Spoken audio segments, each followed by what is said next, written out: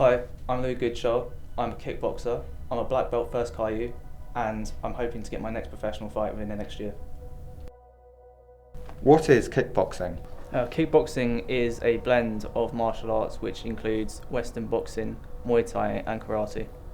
What got you into kickboxing? So it was around 2011ish when I finished doing judo, but I didn't really like judo, so my uncle was a trainer in boxing and he had a large punching bag in his back garden, and I just thought, you know what, I'm going to go and kick that. And next thing I know, my uncle's taking me down the road to a kickboxing club because my legs can reach really high, and didn't stop after that. So, following that question, what inspires you to do kickboxing? Well, I have to give all the credit to my uncle. He's the one who inspired me to continue to do what I do, and I probably wouldn't be in the position I am now without him. He's the one who saw the talent I had, and he's the one who capitalised on it, and I owe it all to him. But if you're talking at a professional standing, TJ Dillashaw is someone that I look up to. I watched all his fights, I was a massive fan, and I continue to watch his work. What have you learned from kickboxing?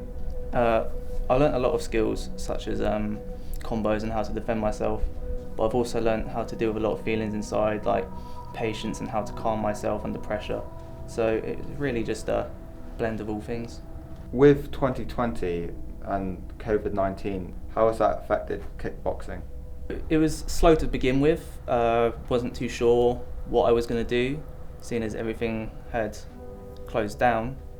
But shortly after, I started training outdoors and starting to run my own routines to keep me fit and keep my cardio levels up. So when things have reopened, that I can go back to it.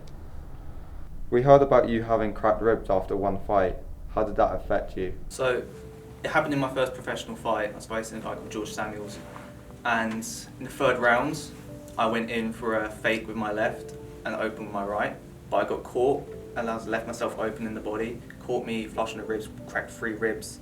Later on in the fight I also suffered a bruised abdomen, which was quite painful. It was more painful than the ribs because I had adrenaline kicking in at the time, but near the end of the fight I could feel it burning up inside.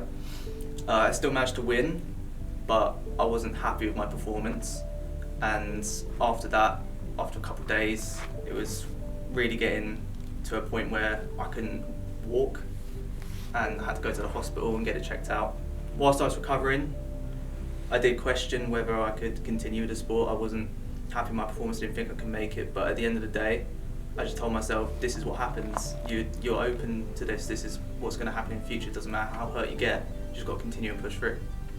Getting having ribs cracked or broken bones stop you from wanting to do it, or is it that never really crossed your mind? Initially, at first, I was worried about getting injured, but as time went on, I kind of wanted it to happen. It sounds a bit weird, but I think the pain is what kind of makes me want to keep going, because you learn to push through that pain and really grow. What inspires you to do kickboxing? I have just kept pushing for it. I think a lot of that's to do with watching UFC. That keeps me inspired, seeing numerous different people from all over the world come together in one place and portraying their talents, and that's truly inspiring to me. And to see how many British nationals these days are getting into the UFC gives me a lot of hope that I can one day get there.